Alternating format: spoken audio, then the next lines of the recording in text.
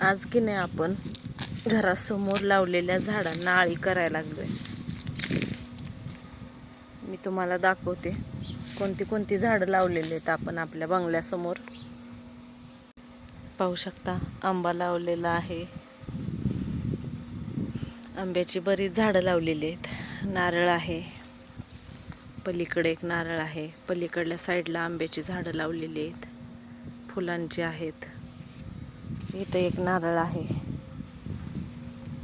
तसेच पाठीमागं लिंबुनीचं हे झाड आहे बघा, आणि त्याला लिंबही लागलेले आहेत, छान आहेत लिंब, पण रसाळ आहेत.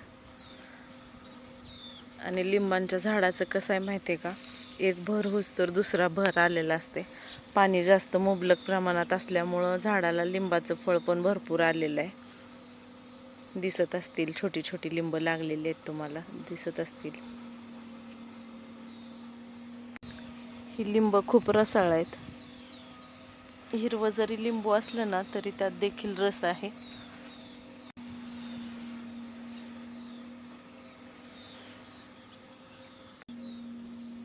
अशा प्रकारे आपण आपल्या घरासमोर झाडं लावलेली आहेत, फळांची देखील, तसेच फुलांची पण आहेत. रामफळ आहे, पेरू आहे, चक्कू, सीताफळ, सगळ्या पद्धतीची रोपं आपण लावलेली आहेत. आणि त्यापैकी बऱ्याच झाडांना फळं पण चालू झालेली आहेत. फणसाचं पण झाड लावलेलं आहे. आणि मी ह्या आंब्याच्या झाडाला आळं करायला लागले, कारण त्याला छान आळं केल्यानंतर पाणी भरपूर भेटतंय. तुळशी तर बघा, कुठं पण तुळशीची रोपं उगवलेली आहेत. छान वाटतं घरासमोर तुळस असल्यावर. तुम्ही सुद्धा आपल्या घरासमोर किमान एक तरी झाड लावा, कारण झाडं आहेत तर आपलं जीवन आहे. आणि आपल्या पुढच्या पिढीला देखील झाडांपासून खूप काही फायदा होणार आहे.